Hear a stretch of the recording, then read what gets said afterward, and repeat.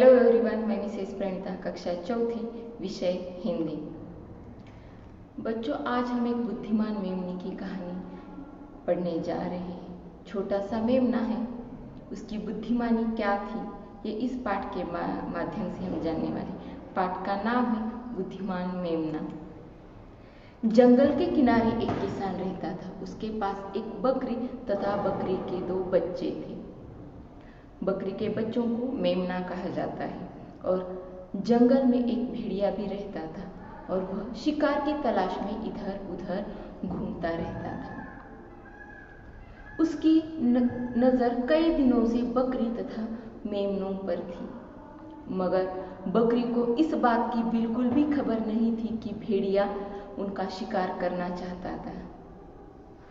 किसान बकरी को चरने के लिए जंगल में छोड़ देता और मेमने छोटे थे, इस कारण उनको घर के आसपास ही चरने के लिए छोड़ देता था। बकरी का छोटा बच्चा जो था बड़ा ही नटखट और बुद्धिमान था। एक दिन उसने अपनी माँ को जंगल की ओर जाते हुए देखा और वो भी उसी के पीछे जाने लगा।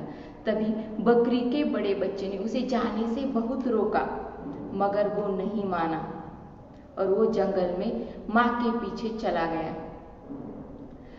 थोड़ी दूरी पर एक नाला था। उस नाले को वो मेमना पार कर नहीं सका और हरी हरी घास देखकर वो वहीं पर चलने लगा और अपनी माँ का इंतजार करने लगा। तभी वहां पर पानी पीने के लिए नाले पर भेड़िया आ गया और उसकी नजर मेमने पर पड़ गई। पहले से ही वो मेमना और बकरी की शिकार करना चाहता था।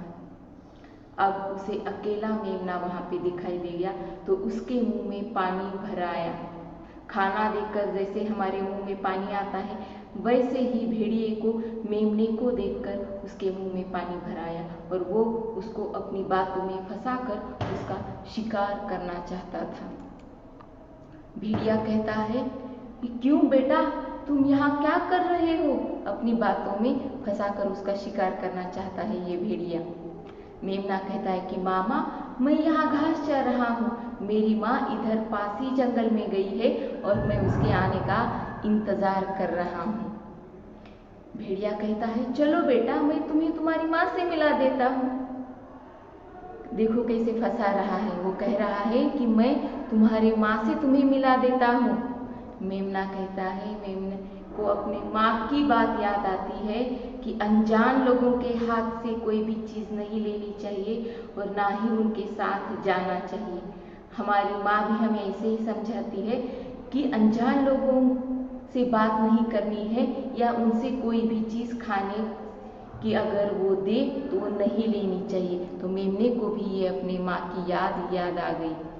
सामने खतरा देखकर पहले तो वो घबरा गया, लेकिन उसने बुद्धिमानी से काम लेते हुए कहा कि मामा, मेरी माँ मुझे लोरी सुनाती है। यदि आप भी मुझे लोरी सुनाते हुए गाओगे तो मेरी माँ गाना सुनकर जल्दी वापस आ जाएगी। भेड़िया बोला, हाँ बेटा, लेकिन मुझे तो गाना नहीं आता। मेमना बोलता है कि अच्छा, मैं आपको गाना सुनाता हूँ, आप मेरे पीछे पीछे गाना। भेड़िया बोला, ठीक है बेटा। यह कहकर भेड़िया जोर जोर से चिल्लाने लगा, क्योंकि उसे जल्दी से उसका शिकार जो करना था।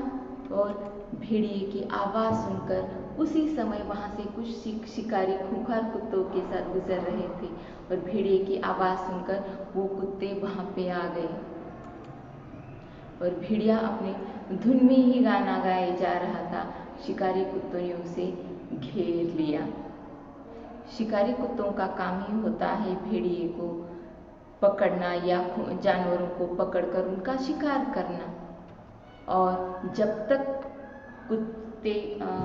कुत्तों ने भेड़िए को पकड़ लिया, तब तक जो मेमना जो है भागकर अपने घर पहुंच गया। तो बच्चों, आज हमने छोटे से मेमने की बुद्धिमानी के बारे में जाना। छोटा मेमना सामने खतरा देखकर पहले तो घबरा गया, मगर उसने अपने बुद्धि का उपयोग करते हुए मुसीबत का सामना किया। हमें भी इस कहानी से ये सीख लेनी चाहिए कि हमारे सामने मुसीबतें आती हैं तो उन मुसीबतों का सामना हमें मुश्किलों का सामना हमें घबराते हुए नहीं करना चाहिए। उनका सामना हमें करना चाहिए, हमारी बुद्धि का उपयोग हमें करना चाहिए और उन मुसीबतों से हमें बाहर निकलना चाहिए। धन्यवाद।